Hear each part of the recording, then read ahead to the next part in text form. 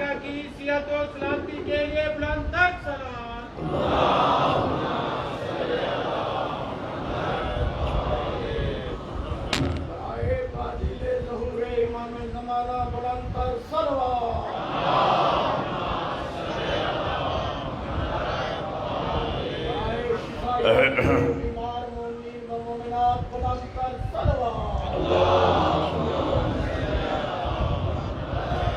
بسم اللہ الرحمن الرحیم۔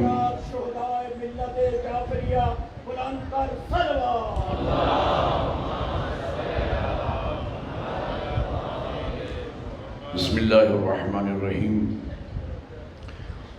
چند ان آیات کی تلاوت کا شرف حاصل کیا جا رہا ہے کہ جس میں خالق کائنات صاحبان ایمان سے یعنی علی والوں سے مخاطب ہوئے۔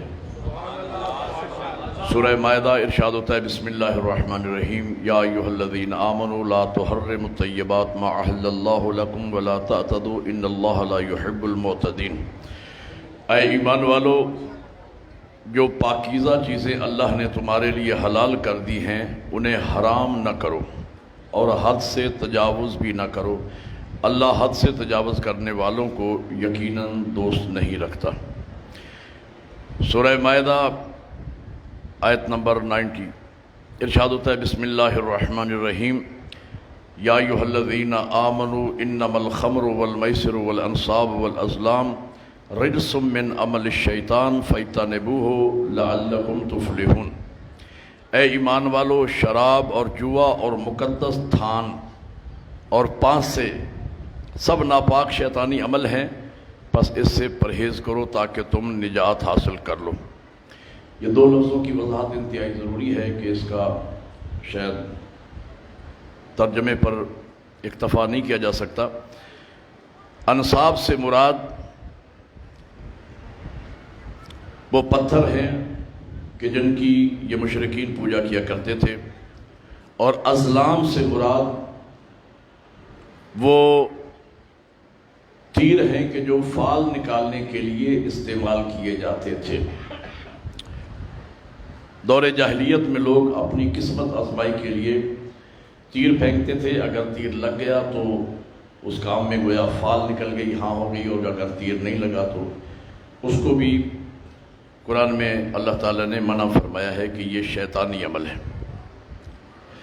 اگلی آیہ مجیدہ میں خالق کائنات ارشاد فرما رہے ہیں اے ایمان والو، اللہ ان شکاروں کے ذریعے تمہیں آزمائش میں ڈالے گا جنہیں تم اپنے ہاتھوں اور اپنے نیزوں کے ذریعے پکڑتے ہو، تاکہ اللہ یہ معلوم کرے کہ اس سے غائبانہ طور پر کون ڈرتا ہے، پس جو اس کے بعد بھی حد سے تجاوز کرے اس کے لیے دردناک عذاب ہے۔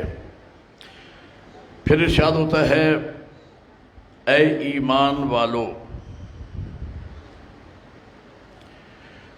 احرام کی حالت میں شکار نہ کرو۔ اگر تم میں سے کوئی جان بوجھ کر کوئی جانور مار دے تو جو جانور اس نے مارا ہے اس کے برابر ایک جانور مویشیوں میں سے قربان کرے، جس کا فیصلہ تم میں سے 2 عادل افراد کرے۔ یہ قربانی کعبہ پہنچائی جائے یا مسکینوں کو کھانا کھلانے کا کفارہ دے دیا جائے یا اس کے برابر روزے رکھے جائیں۔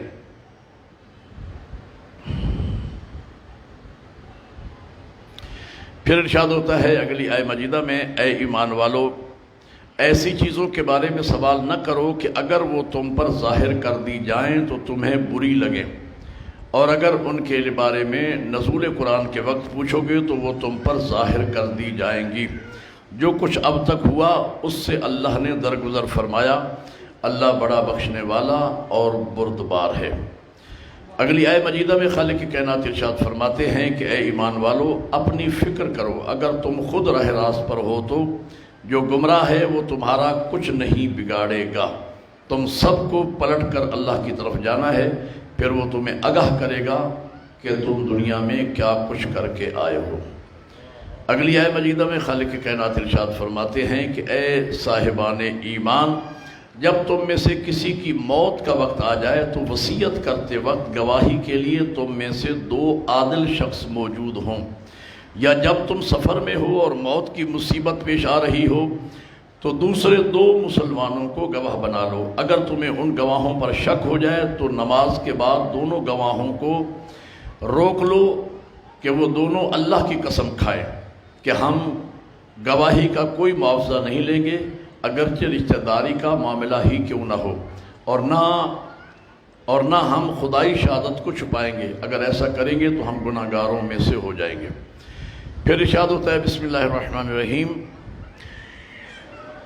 اے ایمان والو، جب میدان جنگ میں کافروں سے تمہارا سامنا ہو جائے تو اس سے پیٹھ نہ پھیرنا۔ اے ایمان والو، اللہ اور اس کے رسول کی اطاعت کرو اور حکم سننے کے بعد تم اس سے روگردانی مت کرو۔ ارشاد ہوتا ہے اے ایمان والو، اللہ اور اس کے رسول کو لبیک کہو جب وہ تمہیں حیات آفرین باتوں کی طرف بلائیں، اور جان لو کہ اللہ آدمی اور اس کے دل کے درمیان حائل ہے، اور یہ بھی کہ تم سب اسی کی طرف جمع کیے جاؤ گے۔ ارشاد ہوتا ہے اے ایمان والو، اللہ اور اس کے رسول کے ساتھ خیانت نہ کرو اور اپنی امانتوں میں خیانت نہ کرو، در حالانکہ تم جانتے ہو۔ بلند آواز سے درود پڑھ دیں محمد والے۔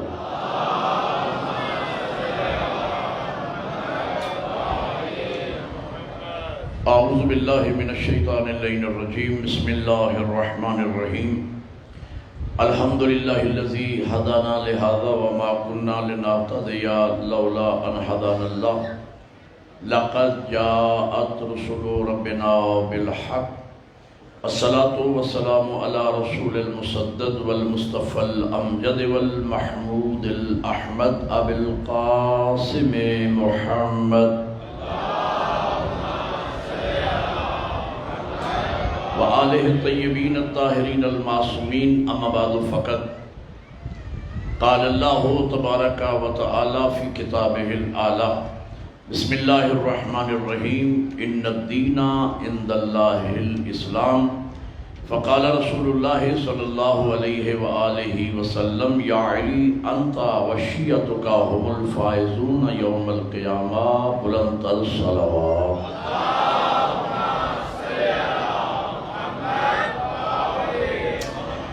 برادران ایمانی، موالیان حیدر کرار و عاشقان حسین ابن علی، آج کی یہ مجلس ہمارے ان سلسلہ مجالس کی 5ویں مجلس ہے۔ کل گفتگو ہماری ہو رہی تھی ذات واجب الوجود کے بارے میں کہ اس کائنات کا خالق و مالک، اس کا بنانے والا کوئی ہے۔ جب یہ چھوٹا سا چرخہ بغیر کسی چلانے والے کے، یا چھوٹی سی مشینری بغیر کسی چلانے والے کے خود بخود نہیں چل سکتی، تو کائنات کا اتنا بڑا منظم نظام کروڑہا سال سے بغیر کسی چلانے والے کے خود بخود کیسے چل سکتا ہے۔ اور میں نے وہ چند مثالیں عرض کی اور ائمہ علیہ السلام کی چند روایات آپ کے سامنے پیش کی کہ جو انہوں نے ملحدین سے اور دہریہ لوگوں سے اور منکران خدا سے مناظرہ کیا، بحث فرمائی اور اللہ کے وجود کو ثابت کیا۔ پھر میں نے عرض کیا کہ اصل مسئلہ یہ ہے کہ وہ ایک ہے، خدا متعدد نہیں ہے، وہی ایک خالق ہے، وہی ایک رب ہے، وہی ایک رازق ہے، وہی پیدا کرنے والا ہے، اور وہ پیدا کرنے میں، رزق دینے میں، خلق کرنے میں کسی کے مشورے کا محتاج نہیں ہے۔ اور پھر میں نے یہ عرض کیا کہ خدا نظر نہیں آتا ہے۔ ہمارے پڑوس میں جو عقیدہ ہے وہ یہ ہے کہ خدا نظر آئے گا۔ ہمارا عقیدہ قرآن و تعلیمات اہل بیت کی روشنی میں یہ ہے کہ خدا نہ دنیا میں نظر آ سکتا ہے، نہ آخرت میں نظر آ سکتا ہے۔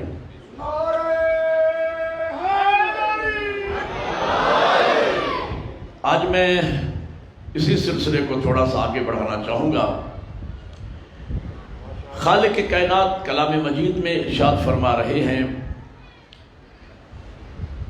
قل یا عبادی الذین اسرفوا علی انفسہم لا تقنطوا من رحمت اللہ ان اللہ یغفر الذنوب جميعا انہ هو الغفور الرحیم۔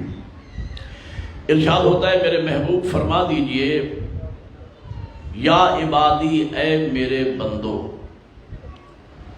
اسرفوا علی انفسہم، جو اپنے گناہوں کے سبب اپنے نفسوں پر ظلم کر چکے ہو، یعنی گناہگار ہو۔ میں آپ ذرا سے خصوصاً نوجوانوں سے خصوصی توجہ کا طالب ہوں۔ ترجمے پر ایک دفعہ پھر غور کیجئے۔ اللہ فرماتا ہے اے میرے بندو جو گناہوں کے سبب اپنے نفسوں پہ ظلم کر چکے ہو، یا عبادی میرے بندو، کیا مطلب؟ گناہگار ہو تو میرے،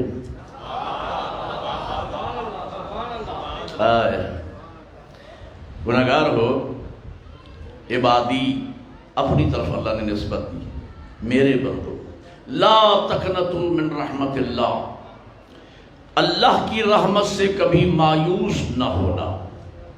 ان اللہ یغفر الذنوب جميعا، بے شک اللہ تمہارے سب کے سب گناہ معاف فرما دے۔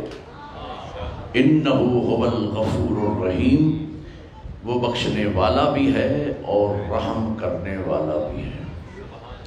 خدا کتنا مہربان ہے، خدا اپنے بندوں پہ کتنا کریم ہے۔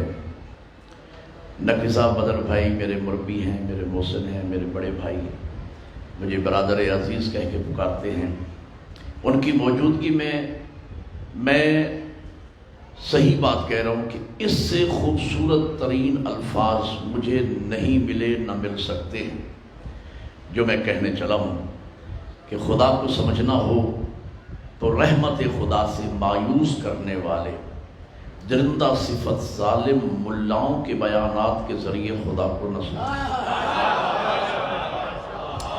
خدا کو سمجھنا ہو تو ایک وسیلہ اللہ نے بنایا ہے اپنی پہچان کا، چھوٹا سا وسیلہ، اس وسیلے کو ماں کہتے ہیں۔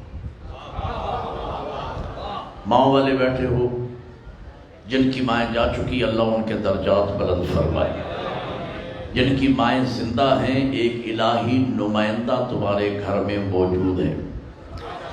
جملہ میں عرض کرتا ہوں، میں خود اس سے لطف لیتا ہوں جملے سے، ماں کے ذریعے پہچانیے کہ خدا کیا ہے۔ ماں عورت کا نام نہیں ہے، ماں ایک کردار کا نام۔ ماں عورت کا نام نہیں ہے، ماں ایک کردار کا نام ہے۔ اور جب عورت ماں کی منزل پہ آتی ہے تو مظہر صفات خدا بن جاتی۔ بہت شکریہ جنہوں نے اس جملے پہ مجھے دعا دی ہے۔ جب عورت ماں کی منزل پہ آتی ہے تو مظہر صفات خدا بن جاتی۔ کیا مطلب؟ خالق حقیقی وہ ذات ہے، ذریعہ خلقت اللہ نے ماں کو بنایا۔ متکلم حقیقی وہ ذات ہے، ایک ایک حرف کر کے سکھانے والی ہستی کا نام ماں ہے۔ منہ آپ کا ہے لیکن آپ کے منہ میں جو زبان ہے وہ آپ کی نہیں ہے۔ آپ نے مردم شماری کا فارم پر کیا ہوگا، وہاں پدری زبان کا کھانا نہیں ہوتا، مادری زبان کا کھانا ہوتا۔ مل کے ہے نہیں، منہ آپ کا ہے لیکن آپ کے منہ میں جو زبان ہے وہ آپ کی ماں والی ہے۔ رازق حقیقی وہ ذات ہے، دعائے مشلول میں مولا امیر فرماتے یا رازق الطفل الصغیر، اے چھوٹے بچے کو رزق دینے والی ذات۔ اے چھوٹے بچے کو رزق دینے والی ذات، چھوٹے بچے کا بھی رازق وہ ہے، ذریعہ رزق ماں ہے۔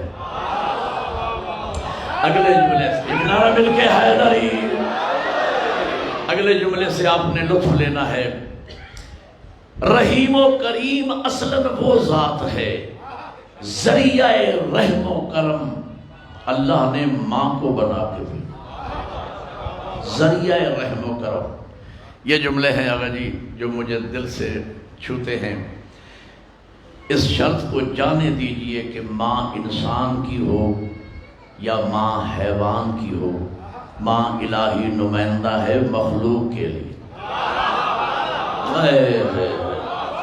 تصور کیجئے کوئی بھی جانور آپ تصور کر لیجئے، کوئی بھی حیوان آپ تصور کر لیے، ماں انسان کی ہو یا ماں حیوان کی ہو، اولاد کے لیے، اللہ کی مخلوق کے لیے اللہ کی طرف سے نمائندہ ہے، اس لیے کہ ماں کے دل میں جو محبت ہے یہ دل خود بخود نہیں بن گیا، اس دل کا بھی کوئی خالق ہے۔ ایک نعرہ مل کے حیدری۔ اس ماں کے دل کا بھی کوئی بنانے والا ہے، تو سوچو جب ماں ایسی بنائی ہے تو خود کیسا ہوگا۔ کون ماں سب سے آخر میں ناراض ہونے والی اور سب سے پہلے مان جانے والی؟ میں توحید کا تعارف کروا رہا ہوں، میرے پاس اس سے خوبصورت الفاظ آغا جی ہیں نہیں، اگر ہوتے تو میں وہ بھی آپ کو سناتا۔ کیا خوبصورت الفاظ ہیں۔ کون ماں سب سے آخر میں ناراض ہونے والی اور سب سے پہلے مان جانے والی۔ یہ میں لائق بیٹے کی بات نہیں کر رہا، نالائق ترین لڑکا، محلے والے گلی میں کھڑا نہیں ہونے دیتے، بہن بھائیوں نے قطع تعلقی کر رکھی ہے، باپ نے اخبار میں آک نامہ اشتہار دے دیا ہے، دوستوں نے کہا خبردار ہمارے سامنے نہ ہو، پولیس اس کے پیچھے، قانون اس کے پیچھے، زمانے کا کوئی فرد اس کو منہ لگانے کو تیار نہیں، لیکن کائنات میں ایک ہستی اللہ کے علاوہ ہے جو چوری چوری اسے کھانا بھی کھلاتی، لوگوں کو سمجھاتی ہے میرا لال دل کا برا نہیں۔ اب سنیے، مخبر صادق میرے پیغمبر فرماتے ہیں ایسی 70 ماؤں کا پیار اگر جمع کیا جائے تو ایک خالق کا پیار بنتا، ایسی 70 ماؤں مل کے۔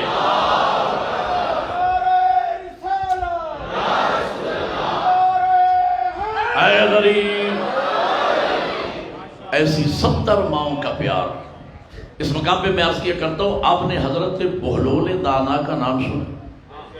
بہلول دانا، دانائے آل محمد، عالم آل محمد، بہت خوبصورت بات، زندگی بھر یاد رہنے والی۔ اس امام بارگاہ میں پہلی دفعہ عرض کر رہا ہوں، بازار کے چوک پہ بیٹھے ہیں، لگ رہا ہے کسی سے گفتگو کر رہے ہیں، تماشائی اکٹھے ہو گئے۔ ان تماشائیوں میں ایک شخص ایسا بھی تھا کہ جو جانتا تھا یہ دیوانہ نہیں، یہ دانا آل محمد۔ وہ آگے بڑھا، حضرت کس سے گفتگو ہو رہی ہے؟ کہا مالک سے باتیں کر رہا ہوں، اللہ سے باتیں کر رہا ہوں۔ آپ بھی کرتے ہیں، دن میں 5 مرتبہ نماز پڑھتے ہیں، تو نماز کیا ہے؟ بندے کی اللہ سے گفتگو کا نام نماز ہے۔ قرآن کیا ہے؟ اللہ کی بندے سے گفتگو کا نام قرآن۔ ابھی میں آپ کو جو آیات سنا رہا تھا، خدا آپ سے خطاب کر رہا تھا، اے ایمان والو، اے علی والو۔ تو ان آیات کا میں نے انتخاب کیا، کوشش کر رہا ہوں کہ آخری مجلس تک وہ 89 آیات پوری ہو جائے۔ تو خدا بندے سے مخاطب ہے۔ نماز کیا ہے؟ بندے کی اللہ سے گفتگو کا نام نماز ہے۔ میں ایک بات برابر کہا کرتا ہوں اور نوجوانوں سے زور دے کے میں بات کرتا ہوں، پورے ملک میں میں کہتا ہوں جب بھی یہ موضوع میں پڑھتا ہوں، خدا کے لیے نماز ترجمے کے ساتھ یاد کرو، عمل کرنا ضروری ہے۔ الحمدللہ اثر ہوتا ہے، ایسا نہیں ہے کہ تقریر سن لی اور اثر نہیں ہوتا۔ میں نے تجربہ کیا ہے، پیر عادل میں نے آگا جی، میں نماز وہیں پہ پڑھتا ہوں مغربین کی، پہلے دن 2 صفحے تھی نماز میں، اتفاق سے اس کے بعد میں نے مجلس پڑھی جس میں نماز کے چند جملے میں نے کہے، اگلے دن 3 صفحے تھی۔ کل میں نے پوری مجلس نماز پہ پڑھی، 6 صفحے تھی مسجد میں۔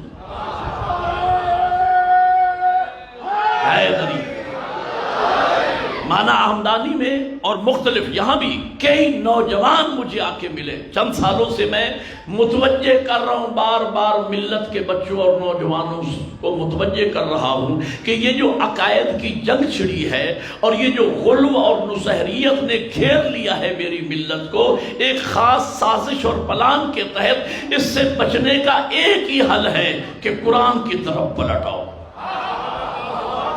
قرآن سے متمسک ہو جاؤ، قرآن کو اپنا اوڑھنا بچھونا بنا لو. کوئی جاہل، کوئی مکسر، کوئی نصیحری، کوئی غالی، کوئی مشرک تمہیں گمراہ نہیں کر سکے گا اگر ایک دفعہ تم نے قرآن ترجمے کے ساتھ پڑھ لیا. خدا کے لیے عہد کرو، ڈیلی 14 آیتیں کم از کم، زیادہ نہیں پڑھو، کوشش کرو زیادہ پڑھو، 50-100 آیتیں پڑھو کم از کم، وقت ملے. فیس بک پر بھی تو 2-2 گھنٹے بیٹھے رہتے ہو، رات کو 1:30 بجے تک نوجوان. کل مجھے ایک دوست نے پیپر دیا، اب وہ پتہ نہیں میرے پاس ہے یا نہیں، اس میں بڑا درد دل بیان کیا گیا تھا کہ مولانا ہم امام زمن کے سپاہی کیسے بنے. وہ نوجوان جو 2 بجے تک نیٹ پہ اور فیس بک پہ بیٹھا رہتا ہے، وہ کیسے امام کا سپاہی بنے. اور بہت خوبصورت اور بھی چند باتیں لکھی کسی مجلس میں، میرے پاس اگر وہ رکا ہے یا کاغذ ہے یا دوبارہ مجھے دے دے تو اس پر میں بات کروں. بڑی خوبصورت انداز میں درد دل بیان کیا اس نے کہ غیر محرم کو دیکھ کر ہماری آنکھیں کیوں نہیں جھکتی. جو آنکھ غیر محرم کو دیکھتی ہے وہ یوسف زہرا کو نہ دیکھ پائے گی. بے نماز امام زمانہ کا سپاہی نہیں بن سکے گا، بے ریش امام زمانہ کے سپاہیوں میں شامل نہیں ہوگا. احتساب کرنا پڑے گا. بہرحال یہ باتیں پھر موضوع دوسری طرف نہ چلا جائے. میں کہنا یہ چاہ رہا ہوں، خدا کے لیے عہد کر کے اٹھو. مجلس کا یہی فائدہ ہے کہ عہد کرو. نماز ایک ہی دن میں ترجمے کے ساتھ یاد کر سکتے ہو تم، لفظ با لفظ ترجمہ بھی لکھا ہوتا ہے نماز کی کتابوں میں. تمہیں پتہ ہونا چاہیے کہ نماز میں تم اپنے مالک سے کیا گفتگو کر رہے ہو. میں 2 لفظوں کا ترجمہ کرتا ہوں.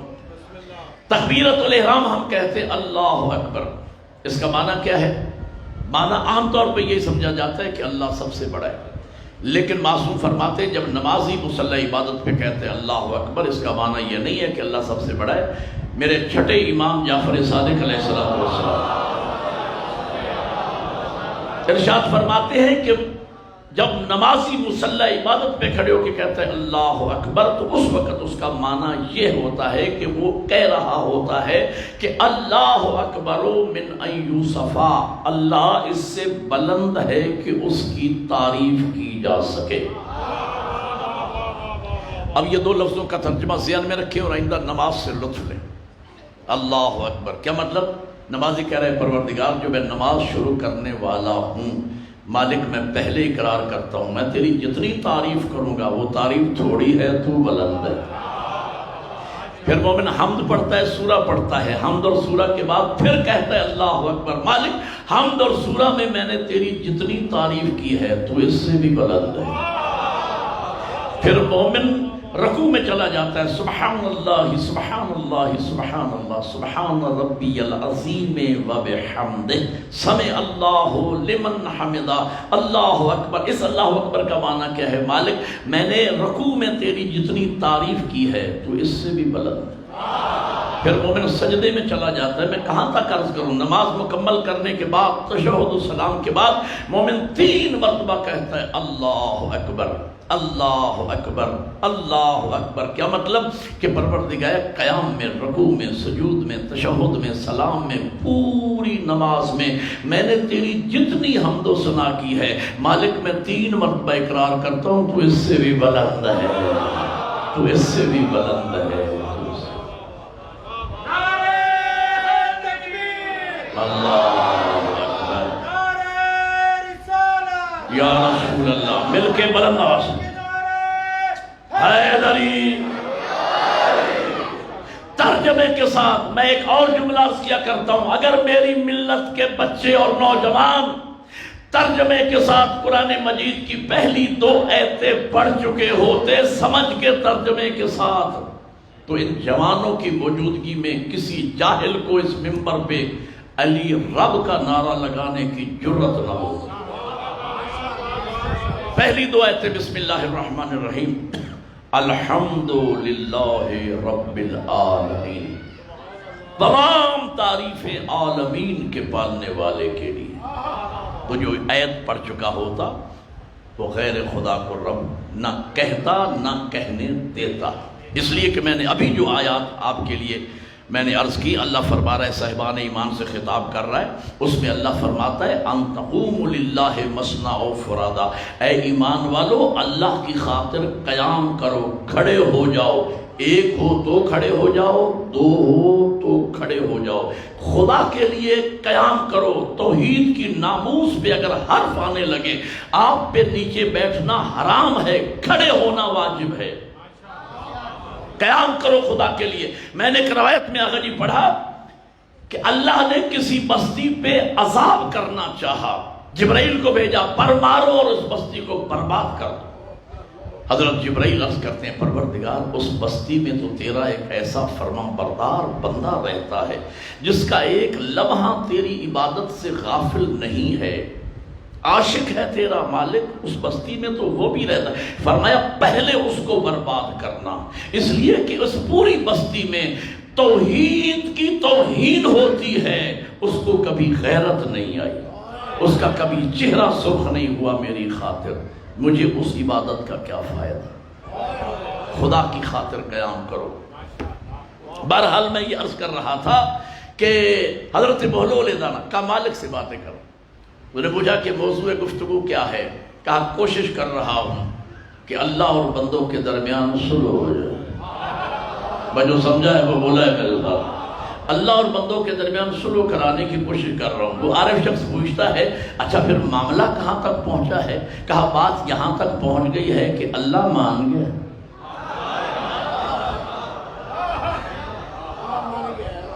وہ سری الرضا ہے۔ مولا امیر فرماتے یا سری الرضا اغفر لمن لا یملک الا الدعاء، اے جلدی راضی ہو جانے والی ذات، اے جلدی مان جانے والی ذات۔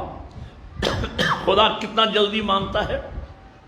میں نے قصص الانبیاء میں پڑھا، حضرت موسیٰ علیہ السلام کا زمانہ قحط پڑ گیا، جانور بھوک سے مرنے لگے۔ حضرت نے جس طرح آپ لوگ بیٹھے ہیں ہزاروں کی تعداد میں، حضرت نے مخلوق خدا کو جمع کیا، باران رحمت کے لیے دست دعا بلند کرنا چاہتے تھے۔ کریم کی آواز آئی موسیٰ اس مجمع میں میرا ایک ایسا گستاخ اور نافرمان شخص موجود ہے، جب تک وہ مجمع میں موجود رہے گا میں تیری دعا بھی قبول نہیں کروں۔ حضرت موسیٰ نے ہاتھ نیچے کر لی، اب خطاب کیا مجمع سے، میرا اللہ فرما رہا ہے کہ اس مجمع میں ایک ایسا گناہگار شخص ہے، جب تک وہ رہے گا میں تیری دعا قبول نہیں کروں گا۔ جو بھی ہے وہ جانتا ہے، یہاں سے نکلے تاکہ میں دعا کروں، باران رحمت کا نزول ہو۔ یہ اعلان اس گناہگار نے سن لیا۔ میں نے بتانا ہے کہ خدا سے رابطہ کتنا آسان ہے۔ یہ اعلان اس نے سن لیا، آنکھیں بند کی، زبان سے بھی نہیں بولا، آنکھیں بند ہیں، زبان سے نہیں بولا، دل میں رابطہ کر لیا، مالک تو جانتا ہے کہ میں گناہگار ہوں، یہ لوگ نہیں جانتے کہ میں گناہگار ہوں، میں یہاں سے نکلوں گا برباد ہو جاؤں گا، زندہ رہنے کے قابل نہیں رہوں گا، تباہ ہو جاؤں گا میرا اللہ، میں تیری بارگاہ سے سچے دل سے معافی مانگتا ہوں۔ دل میں کہا معافی، لفظ معافی آیا، ٹھنڈی ہوائیں چلنے لگی، ابر رحمت برسنے لگا، جل تھل ہو گیا۔ حضرت موسیٰ نے بارگاہ توحید میں عرض کیا میرا اللہ وہ گناہگار شخص تو نکلا نہیں، میں نے دعا مانگی نہیں، باران رحمت کیسے ہوئی؟ کہ موسیٰ اسی گناہگار کی وجہ سے ہوئی۔ شاباش، اسی گناہگار کی وجہ سے ہوئی ہے۔ موسیٰ وہ میرا ہو گیا ہے، میں اس کا ہو گیا، وہ میرا ہو گیا ہے، میں اس کا ہو گیا ہوں۔ اب اگلی بات سمجھنے والی ہے۔ حضرت موسیٰ عرض کرتے ہیں پروردگار میں جو تیرا موسیٰ تیرا کلیم ہوں، مجھے تو بتا وہ بندہ ہے کون؟ کریم کی آواز آئی موسیٰ کیسی باتیں کر رہے ہو؟ جب وہ میرا دشمن تھا، جب وہ میرا نافرمان تھا، اس وقت میں نے اس کا نام تجھ پہ ظاہر نہیں کیا۔ اب تو وہ معافی مانگ کے میرا ہو گیا ہے، اب میں اس کا نام تجھ پہ کیسے دوں؟ اب میں اس کا نام اگلے دن میں نے اتنی پیاری اور خوبصورت بات اسی موضوع پہ پڑھی کہ ابھی تک خدا کی قسم میں یوں سمجھتا ہوں کہ جیسے ہوا میں پرواز کر رہا ہوں۔ روایت میں نے پڑھی، قصص الانبیاء کی روایت ہے، حضرت موسیٰ جا رہے ہیں کوہ طور پہ اللہ سے باتیں کرنے۔ ایک شخص آ گیا سامنے، ہاتھ باندھ کے عرض کرتا ہے، کلیم اللہ آپ جا رہے ہیں اللہ سے گفتگو کرنے، میرا ایک دو لفظی پیغام میرے مالک تک پہنچا دیں۔ کہا کہو کیا کہنا چاہتے ہو؟ کہا صرف اتنا میری طرف سے عرض کر دینا، تیرا گناہگار بندہ تو اس سے گناہوں کی معافی چاہتا ہے، بس اتنا کہہ دیں۔ حضرت موسیٰ علیہ السلام کو طور پہ تشریف لے گئے، اللہ سے کلام ہوئی۔ جب کلام ختم ہوئی تو جناب موسیٰ کو یاد آ گیا، کہا پروردگار تیرا ایک بندہ ملا تھا، عبد ملا تھا، اور وہ کہہ رہا تھا کہ میرا پیغام میرے مالک تک پہنچا دینا، کہ وہ عرض کر رہا تھا کہ مالک گناہگار بہت ہوں، معاف کر دیں۔ کریم کی آواز آئی، موسیٰ میں نے معاف کر دی۔ وہ میں ایک شعر پڑھا کرتا ہوں، بدر سائی کو تو زبانی یاد ہوگا شعر۔ کریم فرماتا ہے، جاؤ گناہگار تیرے سب گناہ معاف، بندے سے کیا مقابلہ ہے پروردگار۔ شاباش ہے، ہاں جاؤ گناہگار تیرے سب گناہ معاف۔ قرآن کی آیت ہے، ان اللہ یغفر الذنوب جمیعا انہ هو الغفور الرحیم، میں چاہوں گا تمہارے سب کے سب گناہ معاف کر دوں گا۔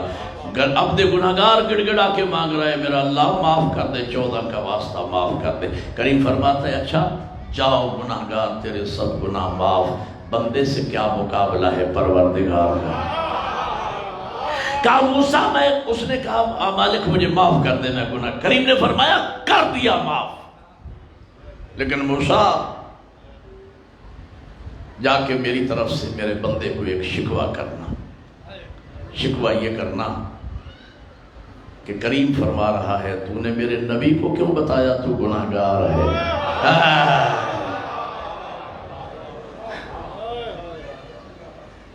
میرے نبی کو تو نے کیوں ظاہر کیا کہ تو گناہگار ہے؟ ڈائریکٹ مجھے کہہ دیتا میں تجھے معاف کر دیتا۔ اتنا مہربان ہے، اتنا کریم ہے خالق۔ جملہ سنیے گا، آپ کے اور میرے چوتھے امام علی زین العابدین علیہ السلام،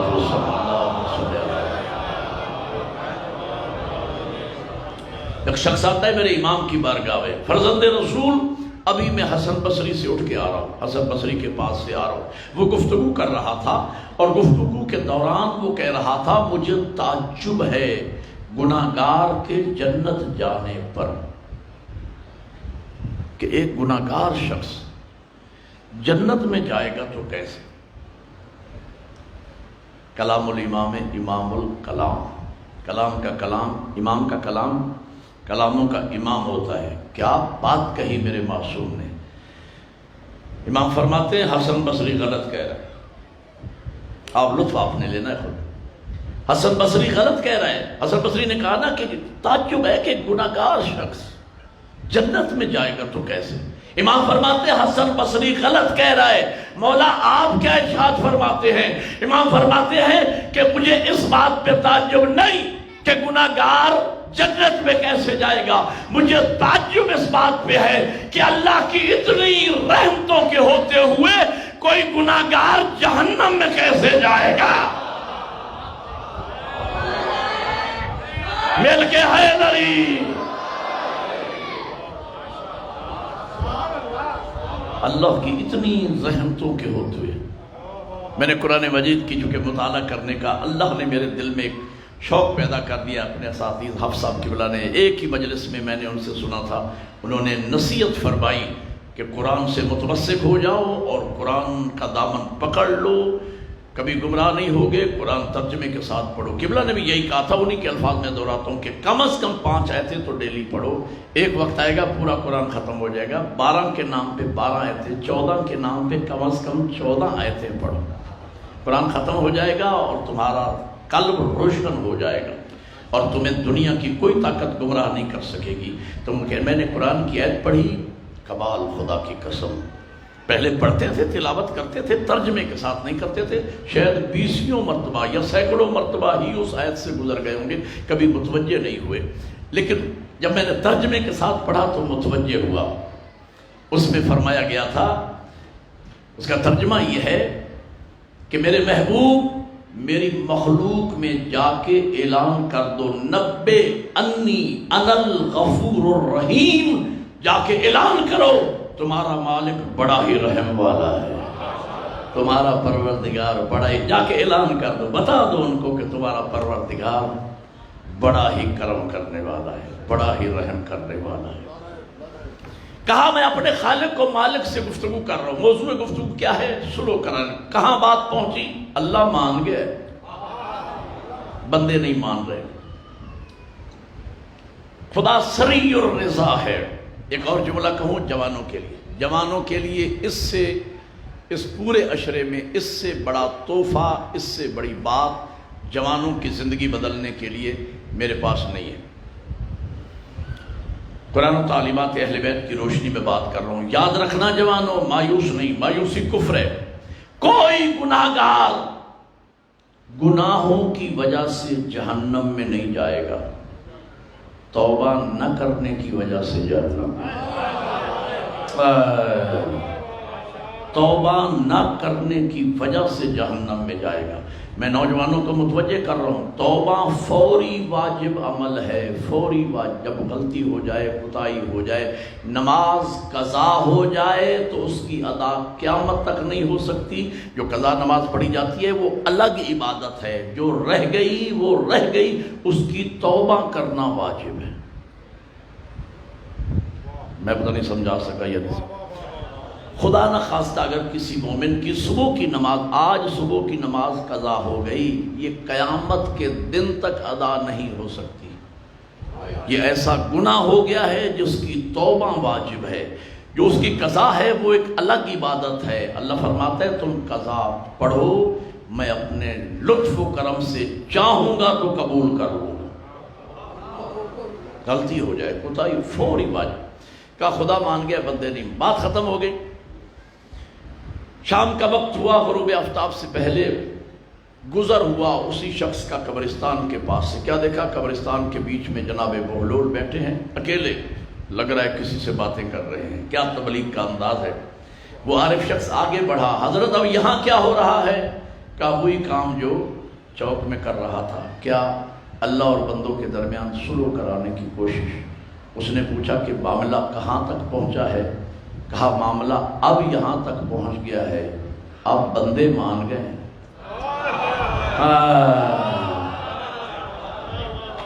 اسی مسئلے کو انسان مومن سمجھ لے، خدا کی قسم زندگی بدل جائے۔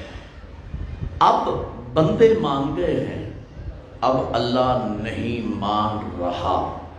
اللہ کے ماننے کا وقت اس وقت تک ہے جب یہ سانس چل رہی ہے، جب آنکھیں کھلی ہیں، جب ہاتھ پاؤں کام کر رہے ہیں۔ توبہ کا دروازہ ہر وقت کھلا ہے، معافی مل سکتی ہے۔ ڈرو اس وقت، اب معاملہ ہمارے ہاتھ میں ہے، اب معاملہ آج ہمارے ہاتھ میں ہے۔ لیکن جب یہ زبان گنگ ہو جائے گی، انسان مومن مسلمان اپنی مرضی سے ایک مرتبہ یا رب نہیں کہہ سکے۔ ہاتھ پاؤں کفن میں لپیٹ دیے جائیں گے، پھر معاملہ ہمارے ہاتھ سے ہمیشہ ہمیشہ کے لیے نکل جائے گا۔ میں جملہ عرض کیا کرتا ہوں، میری ذاکری میں تو یہی قصیدے ہیں، یہی رباعیاں ہیں۔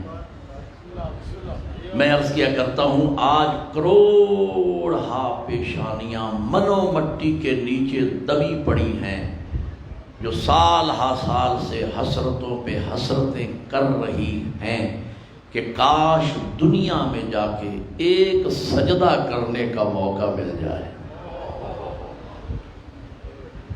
ان کو موقع ملنے والا نہیں. اور کتنے خوش نصیب ہو صاحبان ایمان. بزرگوں سے معافی مانگ کے جوانوں سے میں بات کرتا ہوں. جوانوں سے اگر میرا انداز آپ کو کوئی برا لگے تو میں جوانوں اور بچوں سے بات کر رہا ہوتا ہوں، بزرگوں سے نہیں. عرض کیا کرتا ہوں کہ اس لیے اللہ نے مجلس حسین کے 2 حصے رکھے ہیں. ایک حصہ علم ہے، ایک حصہ ثواب ہے. بزرگ اپنے حصے میں ثواب رہنے دیں، مجھے نوجوانوں اور بچوں سے بات کیا کرنے.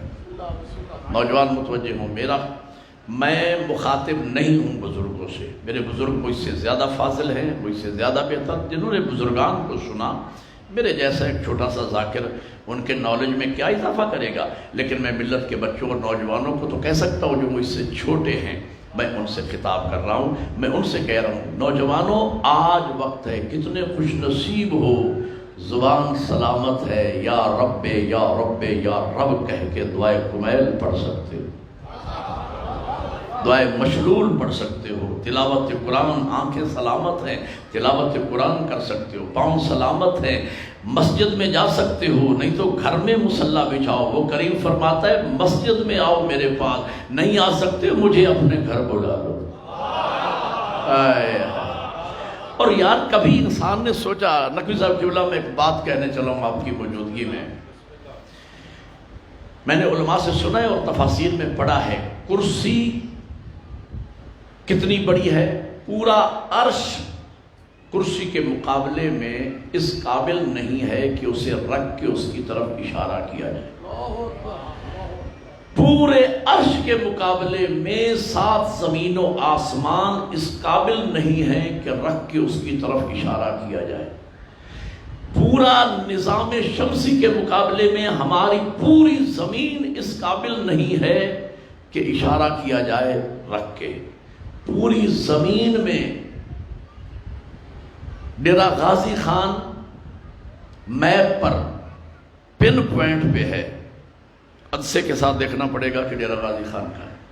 پورے ڈیرہ غازی خان میں ہم میں سے ہر ایک کی حیثیت پن پوائنٹ پر اس قابل نہیں ہے کہ اشارہ کیا جا سکے.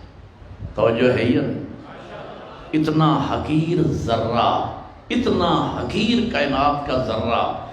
کریم فرماتا ہے تو ایک مرتبہ مجھے پکار یا رب، میں تجھے 10 دفعہ جواب دوں گا لبیک یا عبدی.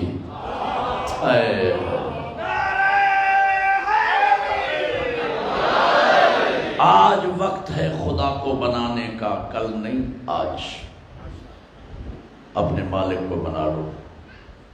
کیا اس سے بڑی میں درس دوں؟ کیا اس سے بڑی مجلس؟ پتہ نہیں آپ کو پسند میری باتیں آ رہی ہیں یا نہیں آ رہی. میں آپ کی خاطر پڑھ رہا ہوں. میں خطیب آدمی ہوں. میں نعرے بھی، اب میں 20-22 سال ہو گئے. کیا آپ نہیں جانتے کہ میں فضائلی مجالس بہت یاد ہے مجھے، میں ان کو دہرا بھی سکتا ہوں. لیکن میں ان باتوں کو دہرا رہا ہوں بار بار. ان باتوں کو میں چاہتا ہوں کہ میری ملت کے جوانوں اور بچوں کے دماغوں میں یہ باتیں راسخ ہو جائیں، ان کی سوچ بدلے، ان کی فکر بدلے، وہ اپنے اندر چینج لے کے آئیں اس عزاداری سید الشہداء کے نتیجے میں. صلوات.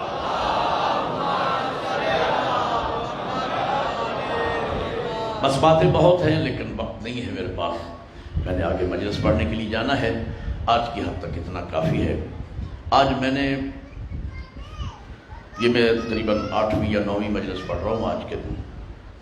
ہر جگہ میں گیا تو اکثر عزاداروں نے مجھ سے کہا کہ آج ہم پرسہ دیں گے جناب زینب کو ان کے شہزادوں کا، اور محمد کا پرسہ. علامہ حسین بخت جاڑا قبلہ میرے استاد تھے. میں نے قبلہ کے ساتھ مجالس میں کئی دفعہ سفر بھی کیا. ایک روایت کو برابر مجالس میں بیان فرمایا کرتے تھے.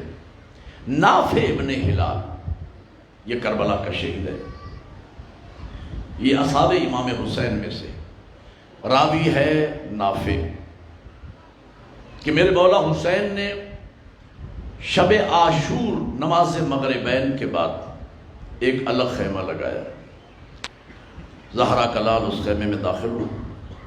بڑی دیر تک حسین اکیلے خیمے میں بیٹھے رہے۔ بڑی دیر کے بعد امام جب خیمے سے نکلے تو رو رو کے زہرا کے بیٹے کا چہرہ سرخ ہو چکا تھا۔ اللہ کرے میں لفظ سمجھا سکوں عزادار ماتمی کو۔ اور روتے ہوئے بہن کے خیمے میں داخل ہوئے۔ میں سن رہا تھا کہ بہن نے بھائی کے گلے میں باہیں ڈال دی۔ بھیا اتنی دیر کہاں رہے ہو؟ آج آخری رات، آج تو میرے سامنے بیٹھتے میں یوسف زہرا کی زیارت کر لیتے، آج تو آخری رات ہے۔ امام رو کے فرماتے ہیں، اللہ کرے لفظ سمجھاؤ، ایک ہی لفظ رونے کے لیے کافی ہے۔ امام فرماتے بہن زینب نماز مغربین سے لے کر اس وقت تک اکیلا خیمے میں بیٹھ کے تیری چادر کی سوچتا رہا۔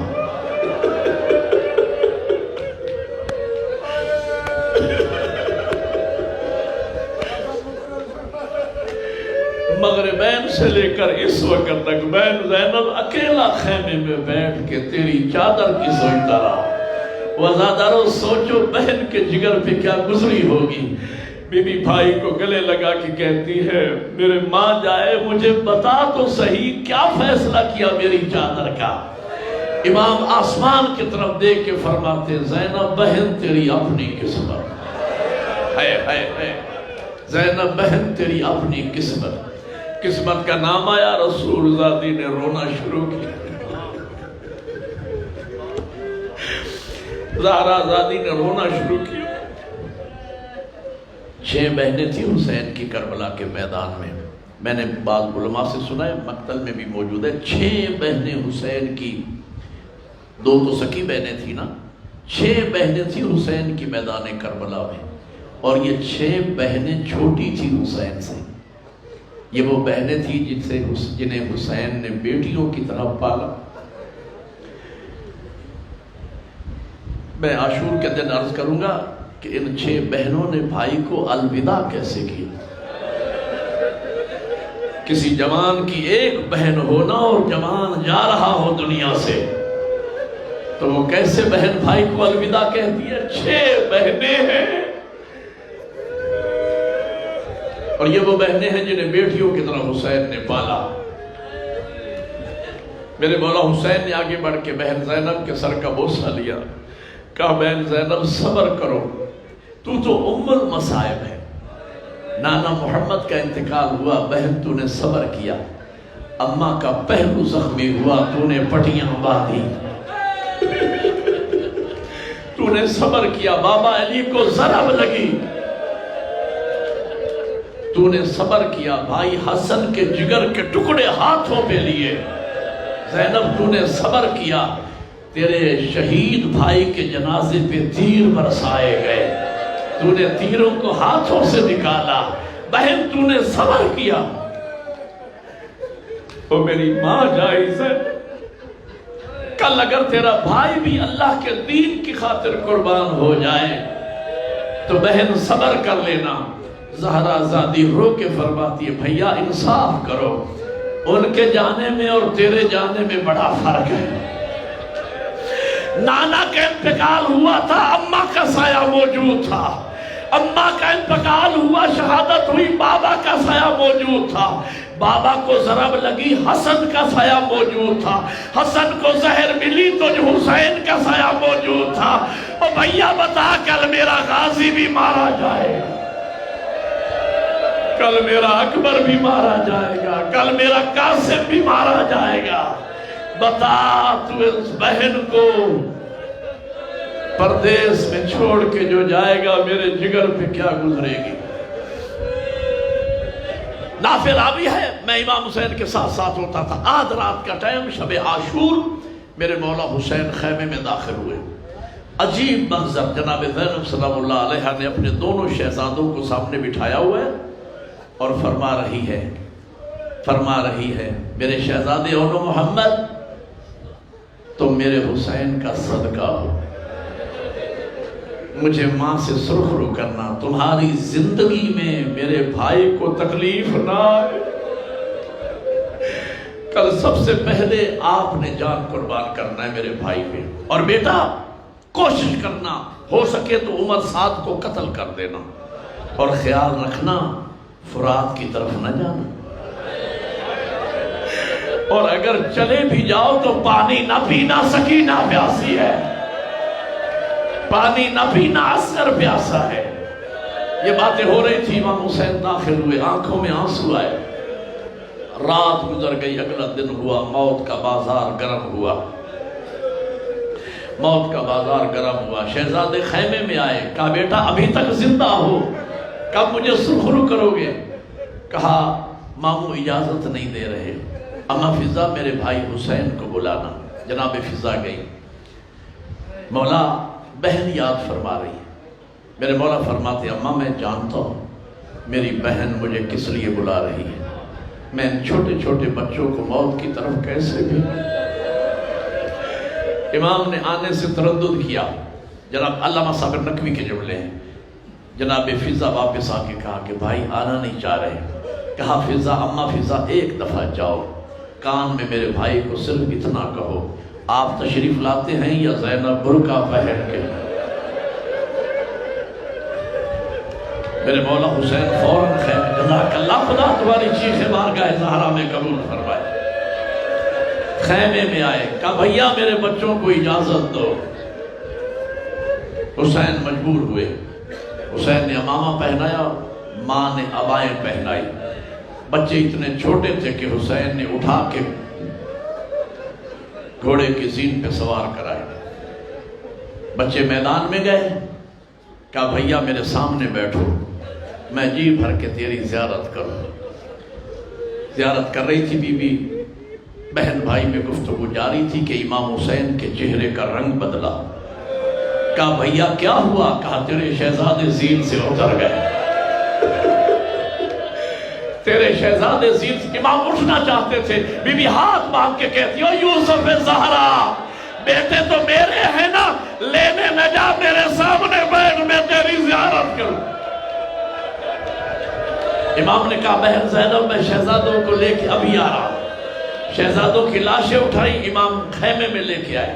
سیاحزادیاں حلقہ باندھنا چاہتی تھی ماتم کے لیے، بی بی ایک ایک بی بی کے سامنے ہاتھ باندھ کے کہتی ہے نہ رونا میرے حسین کا صدقہ۔ آخری جملے آزادارو، آپ نے گریہ کیا، مجلس ہو گئی۔ آخری جملے، یہی وجہ ہے کہ جب 11 محرم کو سیاحزادیاں آئیں نا گنج شہداء میں، حمید ابن مسلم راوی ہے، ہر بی بی کسی نہ کسی لاش پہ بیٹھ کے بیان کر رہی تھی۔ کوئی اپنے شوہر کی لاش پہ، کوئی اپنے بھائی کی لاش پہ، کوئی اپنے بیٹے کی لاش پہ۔ 2 بچے تھے جن پہ کوئی رونے والا نہیں تھا۔ میں نے قیدی سے پوچھا سجاد مجھے بتا یہ بچے کون ہیں؟ کہا میری پھوپھی زینب کے شہزادے اونو محمد ہے۔ میں آگے بڑا سر کو جھکا کے کہا بی بی یہ تیرے شہزادے 2 بہن تو کر لو۔ کہا مجھے بھائی سے رونے سے فرصت نہیں ہے، میں اکبر کو روؤں، میں عباس کو روؤں یا میں حسین کو روؤں، یہ میرے حسین کا صدقہ۔ سیاح